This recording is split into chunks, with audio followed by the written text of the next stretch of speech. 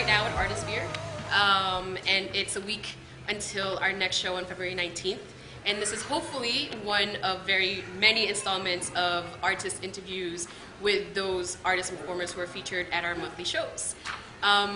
Tonight, we actually have the pleasure of interviewing Rooftop Pursuit, who is about to release their EP on Saturday. So let's go meet the band. So here we are with Rooftop Pursuit.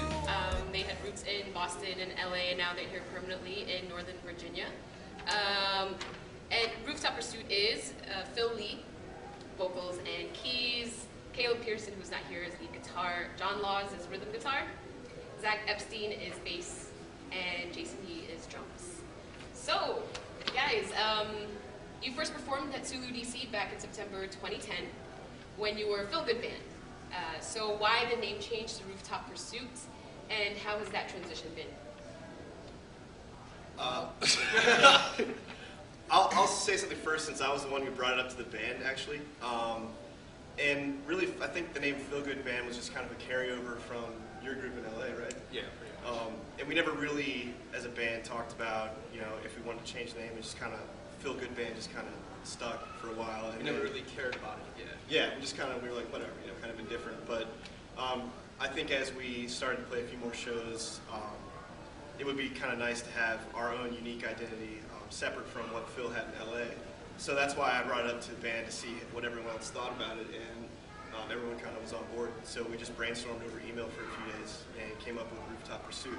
But I think the main thing was we wanted to have something that was significant to us, not just two random words mashed together. So Rooftop Pursuit is significant because our first gig that we played was on an apartment rooftop, and we actually got shut down before we finished our first song. That was pretty cool. Yeah, they couldn't handle the noise. So that's where the rooftop came from, and I guess Pursuit just kind of rang the best of it, kind of made since we kind of like that. That's like what we agreed on. So the transition has been pretty smooth, I would say. There are people who still, you know, associate us with Feel Good Band, but that's you know, expected, and we, you know, I'm sure it's going to happen for, you know, longer, but eventually, you know, we hope this sticks and Feel Good Band dies with the, you know, the rest of the other songs we perform. Well, I guess your EP, right, is sort of going to help solidify your name, right, as Rooftop Pursuit as opposed to Feel Good Band. And so speaking of your EP, I know that on Saturday you're also going to be releasing your music video. So maybe you all could talk a little bit more about your album, what inspired or influenced the songs, how you chose which songs to record. Okay, so the EP, we decided to put 6 songs on the EP. We left a couple out, right? Yeah, we left a couple out. Which was my favorite. Yeah, one of the songs we left out was Jason's favorite. can we go back? Yeah, can we go back? It's the reason why we left it out. No, but we left it out, and we just felt that these 6 songs kind of represented our style. Music styles, yeah. Yeah. I feel like each of the songs that are on the EP are there because they were the ideas that kind of came together the easiest and the fastest for us whenever we were working on something. So I think every one of those songs kind of came together very organically and very quickly, and so it just they naturally just kind of became what would end up on the first recording piece that we did. So are you all full-time artists, or what kind of jobs have you held down, you know, to pay the bills? I pay the bills on borrowed money.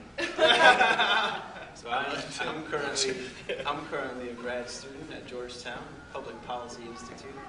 What's up? And so yeah, I don't have a job per se. So I guess that makes well yeah. But that makes me a poor starving artist. Yeah.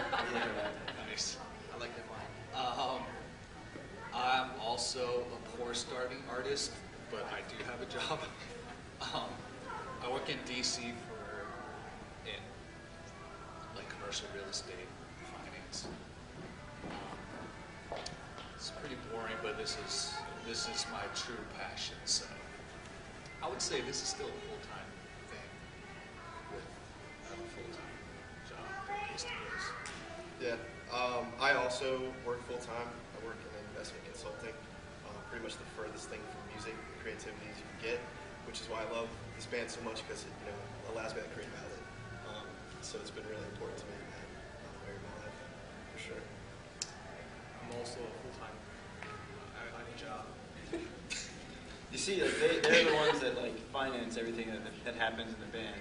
I see that. Because I just along for them. We pay for Sophie's the mooch. Yeah. I'm working in this IT company, and I'm a web developer. Sometimes I do a web design, and mostly I build web applications. It's not boring. Wow. But this is where I focus on my life. It's so interesting the range that you all have, in terms of your day jobs or your focuses outside of music, yet it's the music that really binds you all together, right? So I actually had a question for Phil and Jason specifically. Sorry. So do both of you identify as Asian American artists? And if you do, then sort of what does that mean for you? And considering sort of the rise of a lot of these Asian American artists into mainstream, like Bruno Mars and Far East Movement, like how do you guys feel about that? I don't think we're Asian American musicians, because the reason why I said that was, if you see like black rapper, you don't say African American musician, you just say it's a rapper, like, or American musician. I think it applies the same to us. Yeah. Ethnically, I would say, we are Asian American musicians, but that same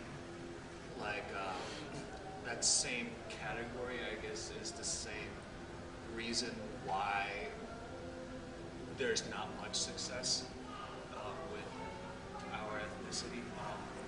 Besides Far East Movement, Bruno Mars.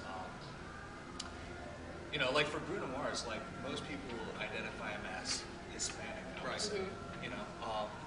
Far East Movement, I feel like it's really the Asians that know him, or know them as Asians, and everyone else, it's kind of like, I have a bunch of friends like who are not Asian that don't know that Far East Movement is Asian. They just know the song. Yeah, they just know the songs. Fly like a G6. Okay. Or Rocketeer. Right. But you get the point. But yeah, I definitely feel like it's a little harder for us to branch out. Well, Sulu DC has definitely been a big supporter of Rooftop Pursuit, featuring you guys at several shows since September. Right, and even at our first college showcase at Georgetown University. But like, how important are spaces like Sulu DC, you think, for artists, because we provide that exposure a lot of times, and Phil, you were mentioning how, or acknowledging that there is sort of a little bit of an obstacle, right, for Asian American artists to break it into mainstream if that's what they want to do. Yeah. So, like, what are some other instrumental people or places that have really helped you guys to get to where you are? Well, definitely Sulu DC. Thank you, Jenny. You're welcome. I feel like Sulu definitely offered us more opportunities to get our music out there, which we really appreciate. And we've met a lot of cool people along the way.